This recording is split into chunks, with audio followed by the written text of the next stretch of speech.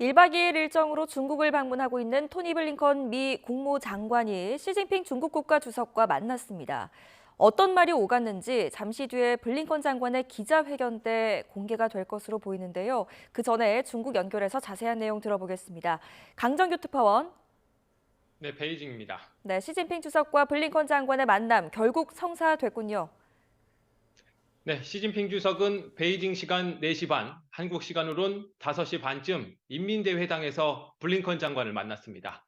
시 주석은 블링컨 장관의 이번 방문을 통해 중미 관계 안정에 긍정적인 기여를 할 수 있길 바란다고 말한 걸로 전해졌습니다.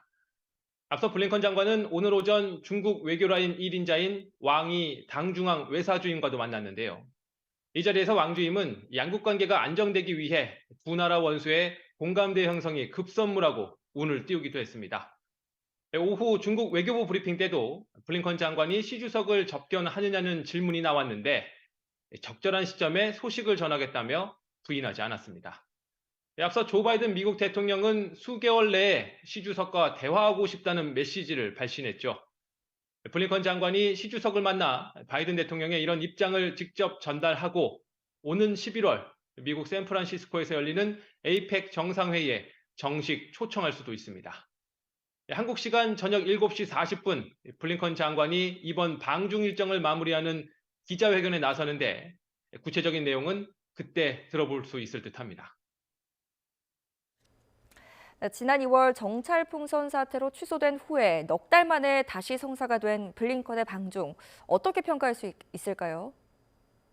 네, 가장 핵심은 친강 외교부장과의 공식 회담이었죠. 베이징 시간으로 어제 오후 2시 반쯤 시작해서 실무 만찬까지 8시간 가까운 마라톤 회담이 이어졌습니다. 공개 발언 없이 본론으로 직행했던 양측, 공동 기자회견도 하지 않고 밤늦게 따로 입장문을 발표했습니다. 먼저 친강 부장은 두 나라 관계가 최악이라며 타이완 독립을 지지하지 않겠다는 약속을 지키라고 쓴소리부터 날렸습니다. 블링컨 장관도 물러서지 않고 미국의 이익과 가치 옹호를 내세우며 동맹, 파트너와 협력해 국제 질서를 수호하겠다고 맞받아쳤습니다. 이 밖에도 양측은 우크라이나 전쟁과 무역 분쟁, 좀비 마약인 판타닐 원료 수출 문제 등 여러 쟁점에서 팽팽한 이견을 재확인했습니다. 물론 이런 이견을 좁히기 위한 지속적 대화와 친강 부장의 워싱턴 답방, 그리고 팬데믹 이후 줄어든 양국 간 항공 노선 증편 등의 합의도 있었습니다. 이번 방중은 중국을 압박하는 미국의 전략의 조정과 변화가 이뤄지는 과정에서 성사됐는데요. 공급망 단절을 뜻하는 디커플링에서 위기 관리를 말하는 디리스킹으로 완화인데 좋든 싫든 중국도 일단 받아들이는 모양새가 됐다는 점에서 의미를 찾을 수 있겠습니다.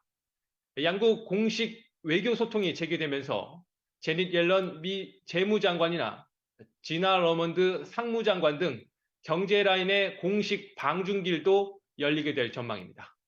지금까지 베이징에서 전해드렸습니다.